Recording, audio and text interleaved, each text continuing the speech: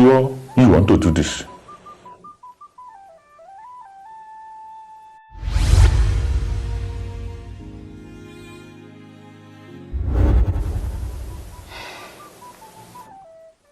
Yes. I want to do this.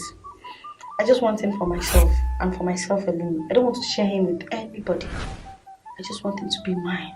And besides, I'm pregnant for him. So I want it. Is he aware you are pregnant?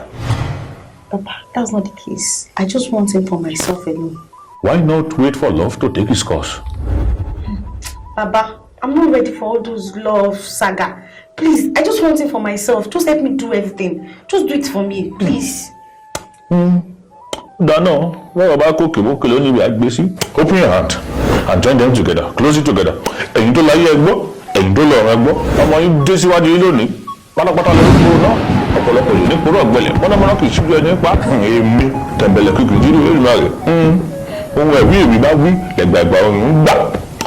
my daughter. Oh yeah, hey, yummy. Benny, my daughter, Papa? You see this thing with you have to be very, very careful. When you get home, put it under his bed. Don't let any eyes to see it, as I do. Once you get, be very, very careful. There is repercussion. Papa? There is repercussion.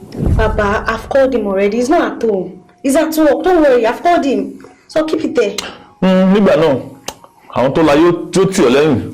Àwọn tó láyé tì ọ́ lẹ́yìn. Ire.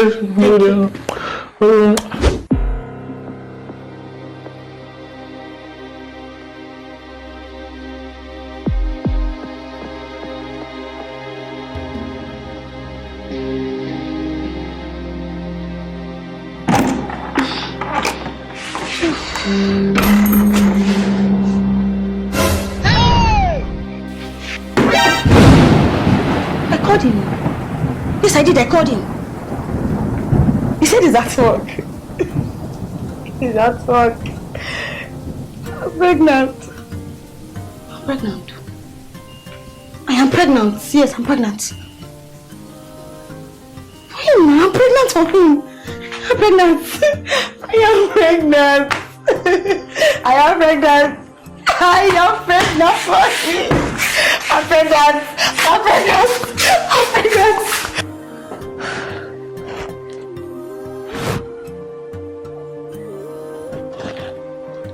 Jesus.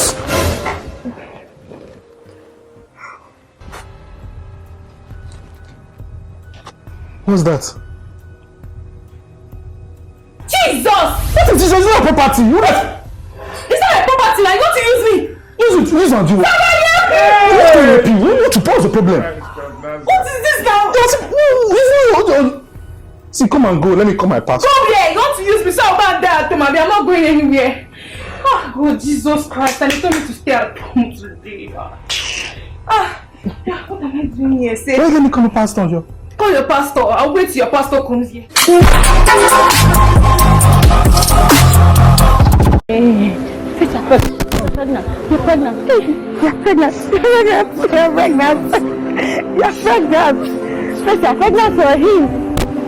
Faith, you're pregnant for him. You're pregnant. You're pregnant for him, Faith. Faith, you're pregnant for him, Faith. You're pregnant. You're pregnant. Come go to my bed. My bed.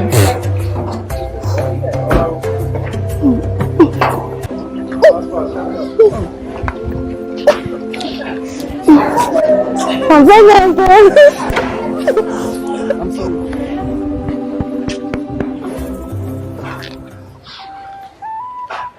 And are we from Abajogbo? Never be in a hurry to purchase what is not yours or get what is not yours. Communication in relationship is key. The evil that men do leads after them. Ireo, move forward.